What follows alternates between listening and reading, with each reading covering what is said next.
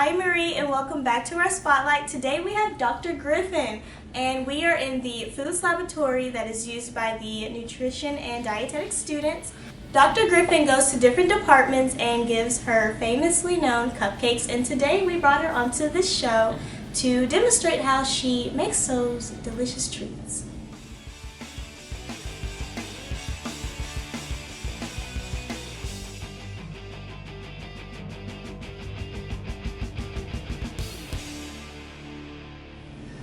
I grew up in Crystal Springs, Mississippi, which is central Mississippi, about 25 miles south of Jackson.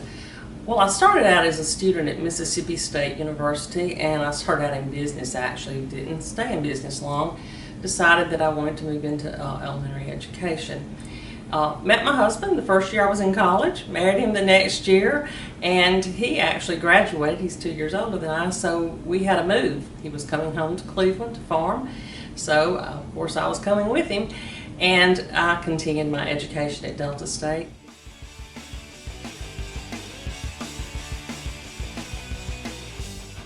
So, I'll start with my time-saving tip. I use a cake mix for the cupcakes. They're very simple to use, they're economical. I do have a favorite brand. I don't know if I'm allowed to say that, but Duncan Hines is my favorite brand. One of my tips is always check your expiration date on a cake mix. Make sure you have a fresh cake mix so that your leavening agents work properly. Follow the directions exactly as they are on the box, and don't overbake your cupcakes. For that recipe, you'll need oil, and I use a good oil that's fresh. Always fresh ingredients are going to make it every time. Fresh eggs, because eggs that are not fresh don't leaven right either, and water. That's all it takes. Mix exactly as long as it says. Carefully pour into your muffin liners and then bake. Keep an eye on them. Those are the cupcakes. As soon as they come out of the oven, remove them to a cooling rack or cooling spot and let them cool completely before you ice them. The real, to me, key ingredient is the icing. And so I'm going to say right out of the gate, I don't use canned icings or frostings. Not that you can't, not that they're not good, they're just not quite the same. I prefer homemade buttercream icing. That name is a little bit of a misnomer.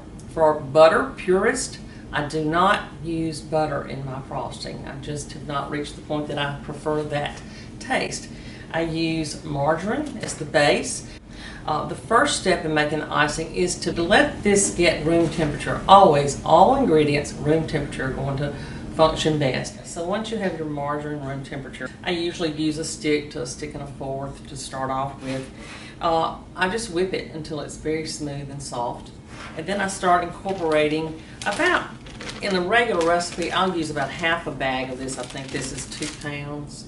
Yeah, 2-pound bag of Domino's confectioner sugar. You can use other brands, that's just my preference.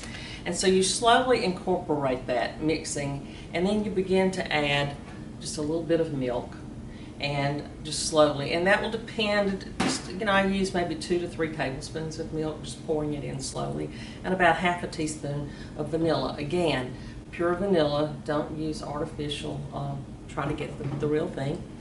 And you just continue to whip it until it looks like it's of a good spreading consistency. And some of that's practice. The longer you've worked with it, the more you know this looks about right.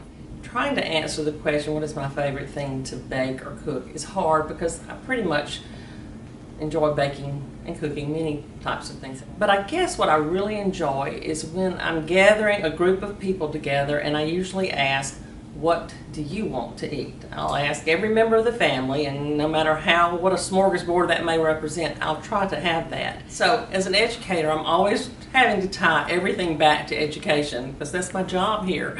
And so I'm thinking about why cupcakes, why food? And when you think about Maslow's hierarchy of needs, meeting people's basic needs, sense of belonging, sense of comfort, and just that, things are good and you feel secure in your world, food is essential, and interacting with individuals over food is a great icebreaker, and it just brings us all together in a special way. So I guess I do see that it has some educational value as well.